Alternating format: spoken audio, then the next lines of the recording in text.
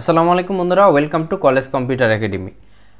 আজকের এই ভিডিওতে দেখব আমাদেরকে একটি আপু প্রশ্ন করেছেন যে ল্যাপটপে হচ্ছে অ্যাপস নামিয়ে ওয়ালপেপারের সামনে কিভাবে রাখবো, সেই ভিডিওটা চেয়েছেন উনি।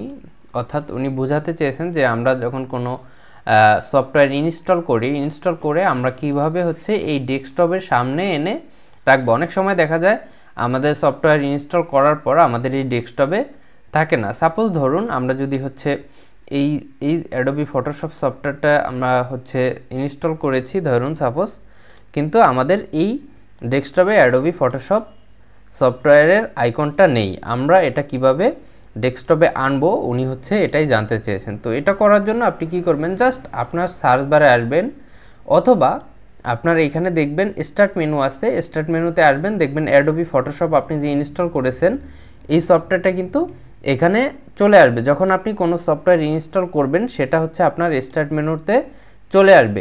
তো এইখান থেকে আপনি কি করবেন, এই সফটওয়্যারটা জাস্ট ধরে এই সফটওয়্যারটার উপরে মাউসের লেফট বাটন চেপে ধরে জাস্ট এইভাবে ড্র্যাগ করে এনে যখনই আপনি ডেস্কটপের মধ্যে ছেড়ে দিবেন, দেখুন আপনার এখানে কিন্তু এই সফটওয়্যারটার যেই শর্টকাট আইকন সেটা কিন্তু চলে এসেছে। আপনি এরপর এটাকে আপনি নিজের ইচ্ছা মতো সাজিয়ে কিন্তু নিতে পারবেন।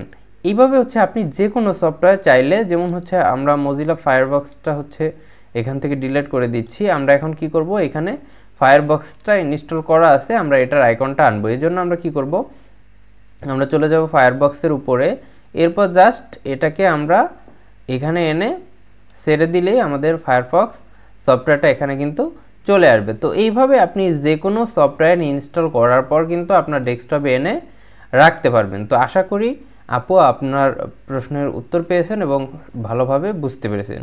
এরপরও কোনো সমস্যা হলে অবশ্যই কমেন্টে জানাবেন, আমরা আপনার কে ভালোভাবে বুঝিয়ে এবং হচ্ছে আপনার প্রশ্নের উত্তর দেওয়ার চেষ্টা করব।